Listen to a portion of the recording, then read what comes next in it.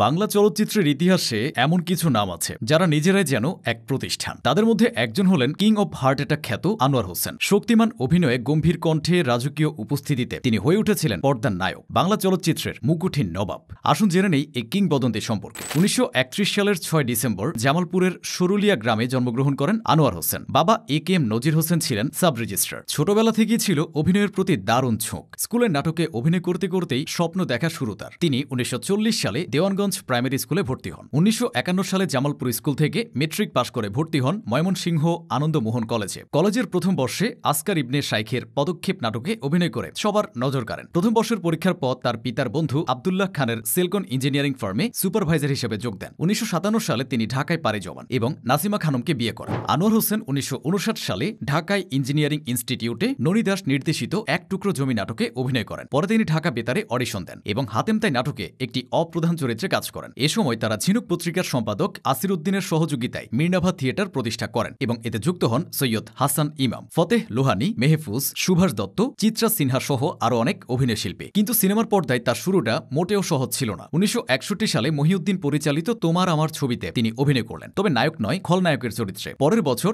সূর্য স্নান ছবিতে নায়ক হিসেবে আবির্ভূত হলেও তার আসল নিয়তি লেখা ছিল অন্য কোথাও। সাল 1967, খান আতাউর রহমানের নবাব সিরাজউদ্দৌলা এই একটি ছবি বদলে দিল সব। আনোয়ার হোসেন শুধু সিরাজের চরিত্রে অভিনয় করেননি, তিনি হয়ে উঠেছিলেন বাংলার শেষ স্বাধীন নবাবের প্রতিচ্ছবি। তার সেই রাজকীয় ভঙ্গি, কণ্ঠের দৃঢ়তা আর ক্লাইম্যাক্স দৃশ্যে তার সেই অন্তিম আর্তনাদ দর্শকরা তাকে পর্দার অভিনেতা হিসেবে নয়, সত্যিকারের নবাব হিসেবে হৃদয়ে স্থান দিল। ইতিহাসে সিরাজউদ্দৌলা মুকুট হারিয়েছিলেন, আর আনোয়ার হোসেন সেই চরিত্রে অভিনয় করে পেলেন মুকুটহীন নবাবের উপাধি, যা তার জীবনের শেষ দিন পর্যন্ত সঙ্গী ছিল। কিন্তু আনোয়ার হোসেন শুধু নবাবের চরিত্রে আটকে থাকেননি, তিনি ছিলেন জাত অভিনেতা, একজন ক্যারেক্টার অ্যাক্টর। আর এখানে আসে তার দ্বিতীয় বিখ্যাত উপাধি, কিং অব হার্ট অ্যাটাক। শুনতে অদ্ভুত লাগলেও এই উপাধি ছিল তার অভিনয়ের গভীরতার প্রতি সর্বোচ্চ সম্মান। আনোয়ার হোসেন যখন পর্দায় হৃদযন্ত্রণা বা মৃত্যু দৃশ্যে অভিনয় করতেন, তা এতটাই বাস্তব হয়ে উঠত যে দর্শকরা নিজেরাও সেই ব্যথা অনুভব করতেন। সংলাপ বলার সময় তার কণ্ঠের কাঁপন, অশ্রু সজল চোখ আর অসহায়ত্বের সেই অভিব্যক্তি, তা ছিল নিখুঁত। তার আবেগঘন মৃত্যু বা হার্ট অ্যাটাকের দৃশ্যগুলো এত বেশি জনপ্রিয় এবং বাস্তবসম্মত ছিল যে দর্শকরাই ভালোবেসে তাকে এই নামে ডাকতে শুরু করে। তিনি একমাত্র অভিনেতা যিনি জহির রায়হানের